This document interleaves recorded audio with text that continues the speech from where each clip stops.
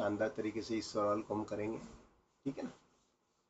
एक वस्तु है, एक वस्तु को मीनार की चोटी से पृथ्वी तक पहुंचने में या गिरने में 5 सेकंड का समय लगता है। जब वो पृथ्वी की सतह पर पहुंच जाती है तो आपको इस सवाल में टी दिया गया है, T is equal to 5 second. ठीक है ना, T is equal to 5 second.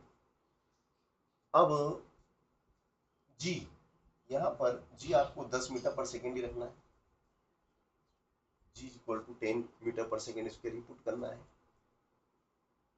अब पृथ्वी तक पहुंचने में इतना समय लेता है तो मीनार की ऊंचाई यानी कि चली गई दूरी s is equal to h, जो क्वेश्चन मार्क है, हमें निकालना है। ठीक है ना। और प्रारंभिक वेग हमारा 0 है, तो पहले हम अंतिम वेग ज्ञात करेंगे।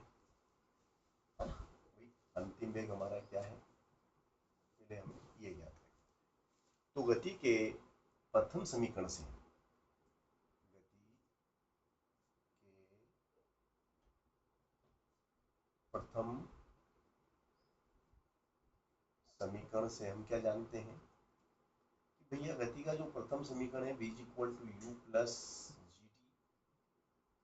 अब यहाँ पे हमें v निकालना है, u हमारा 0 है, plus g is equal to 10 and t is equal to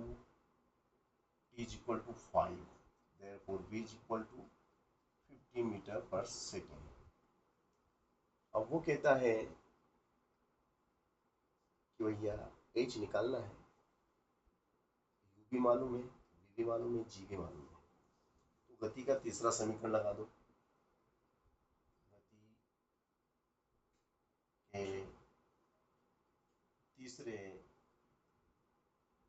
समीकरण से, गति का तीसरा समीकरण क्या कहता है, गति का तीसरा समीकरण कहता है v square is equal to U square plus 2gh।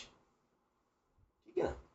और v इज 50, v इज क्या हो जाएगा आपका, v इज 50 का स्क्वायर, u इज 0 का स्क्वायर, 0 का square plus 2, g is 10 and h 50 into 50, देखो 50 इंटू 50 और गुणा में क्या है 2 गुणी 10 बराबर h, क्योंकि 0 स्क्वायर 0, ये 0 से ये 0 में, 2 से 2 दूनी 4, 1 इसको दिया, 2 पंजे 10, 25 गुणित 5, 25 गुणित 5 बराबर h, h बराबर हो जाएगा 25 पंजे 125 मीटर। तो इस प्रकार से मीनार की ऊंचाई हमने निकाली 125 मीटर।